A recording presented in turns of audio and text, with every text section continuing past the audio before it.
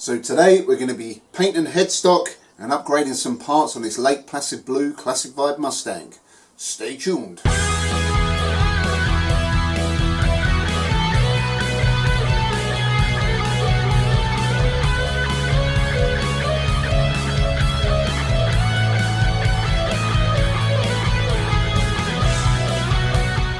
Yes, good people, welcome back to the Guitar Manifesto channel. So today we're going to be getting stuck into the Squier Classic Vibe Mustang that I bought a couple of months ago.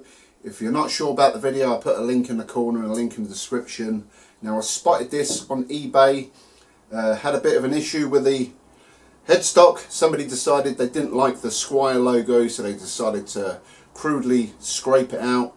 I thought I'd come to the rescue and save this guitar, so I bought it off eBay. I think I paid around £200 for it, and it come with a DiMarzio Hotrail in the bridge position. I've since painted it. I'll talk you through the process what I did. First of all, I sanded off the headstock with some 400 grit sandpaper. I used a little mouse sander. Just smoothed it all off as best I could. There was a bit of a divot where they've really sanded down on that Squier logo, so you could sort of see it a little bit, but you know, I weren't going to go too mad. So before I sprayed it, I made sure I put some white spirits on it, got rid of all the grease and marks and dust and all that sort of thing, so we made sure we had a nice clean surface. I masked all around the edge of the headstock and down the fingerboard and the neck, so I just exposed a bit I wanted to paint. So first of all, I went over some car filler primer. This sort of fills in all the little grooves. Really good stuff, gives you a better finish, I think. Gave it about 2 or 3 coats of that.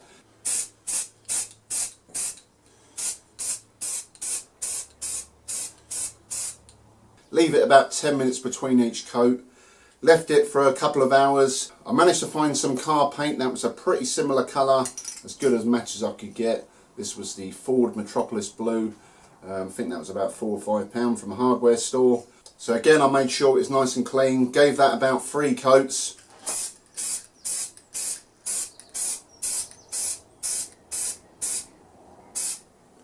Let it dry overnight. Then I went over some clear car lacquer. I used the same brand as this, but it's since run out. I put about 4 or 5 coats of that on. Again, left it about 10 minutes between each coat.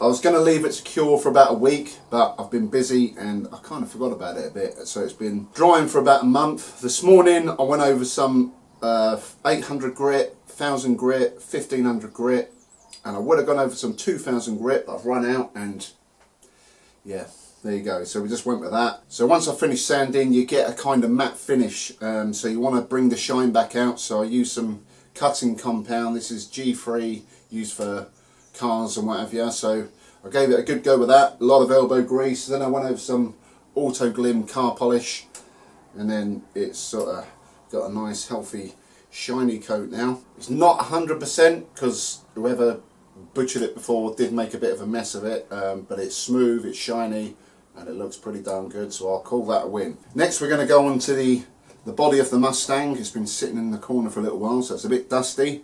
But I did start taking it apart, having a look at what we need to do with it, so let's give you a little close-up. I've taken all the screws out. I've put all the screws and the bridge and the tuners and all that thing in a bag. Always good to do when you're working on a project guitar so you don't lose stuff over time. So that's all in there. The first thing I noticed when I removed the control panel, if I can get that out of the way, give myself a bit more slack, is the tone control pot has been replaced with a larger pot. It normally comes with these little alpha pots. This cable here, I presume, is a ground that is supposed to go on the top of the pot, so that was missing. I was having an issue with one of the positions on the switch not working, so I'm not sure if it's something to do with that, but we'll inspect the wiring. The wiring for the Hotrail is a bit of a mess, so we'll see how it goes. I don't really like messing with these Mustang switches because they are a pain to solder, but we'll have a little look, we'll see what we can do, tidy it up, make sure that switch is stopped, but I bet that's causing a bit of a grounding issue.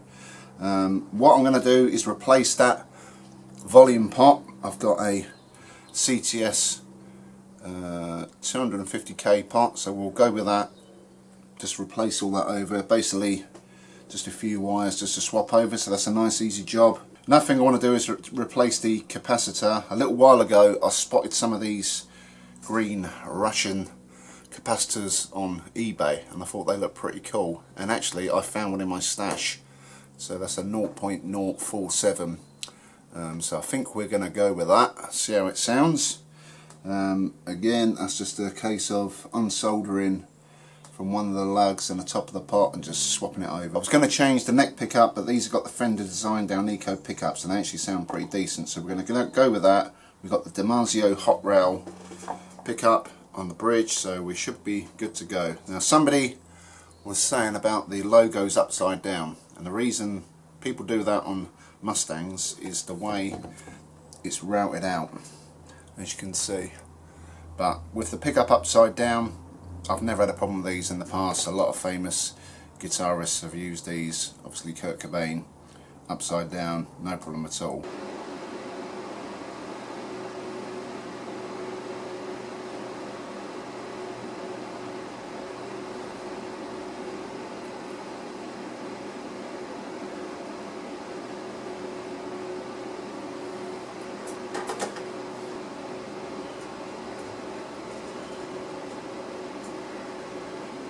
I think surgery was successful. We got the cap on, we got the new pot on, we got all the ground wires sorted out. I've had a quick look at the wiring on this, and to be fair, it is okay. Not the prettiest, but it does the job, so I'm going to try that as is. I'm just going to tidy all this up, flip it over, the pick guard and the control panel, and then we'll see if we've got some power going through to the amp. Right, so no pickups on. Should have nothing. Bridge pickup, volume's working, tone's working, neck pickup,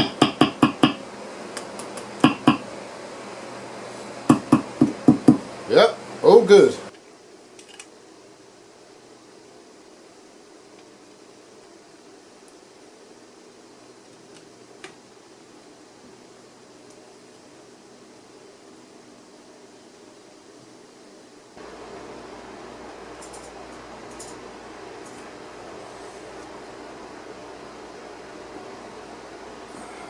So time to get the neck on, but as you can see, unfortunately the colour is not matching as well as I'd hoped.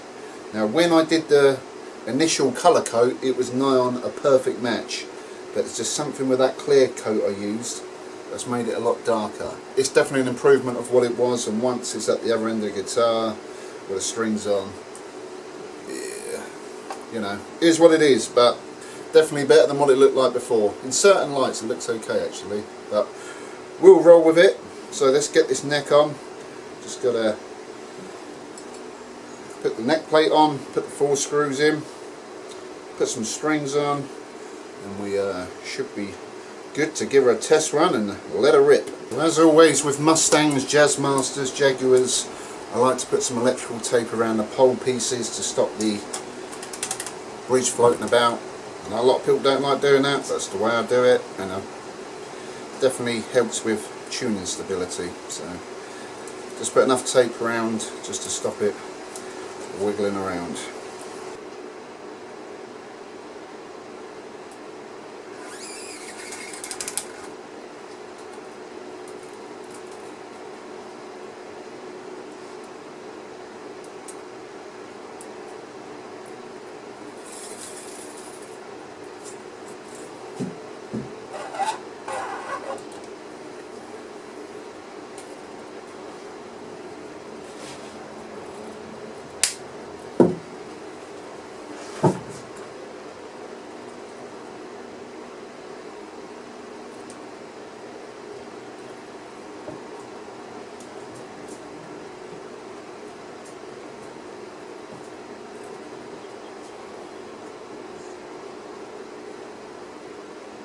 As a finishing touch we need to do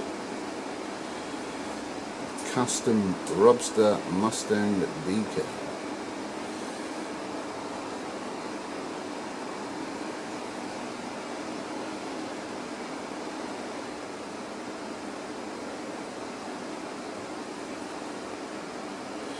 Yep, now she's good to go.